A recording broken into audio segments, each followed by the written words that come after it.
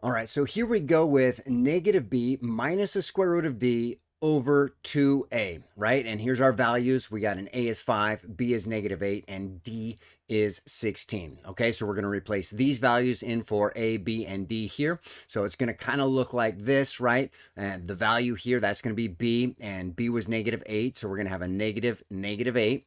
And then the d is going to be replaced with a 16, so that's going to go right there. And then 2 times a, the a right there is going to be a 5. So there we go, 5.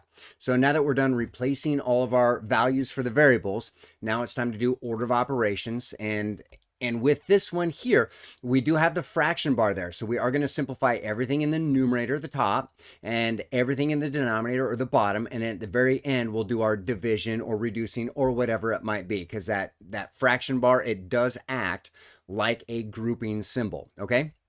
So here we go. So one thing to note, we do have a square root here. Square root is 16. That's asking the question, what number times itself equals, in this case, 16. Well, that's going to be a 4. 4 times 4 equals 16. Okay, and then right here, negative 8, negative of a negative, that's going to be a positive. So this negative 8, that's going to turn to a regular 8, and then minus square root of 16, that's a 4 there.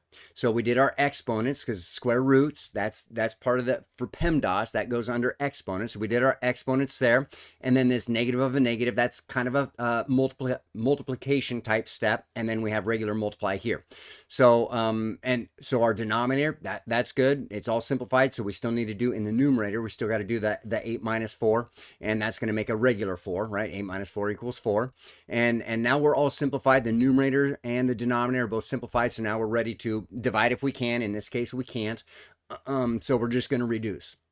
So they're both even, so we know we can divide both of them by 2. So 4 divided by 2 makes 2, and 10 divided by 2 is going to make 5.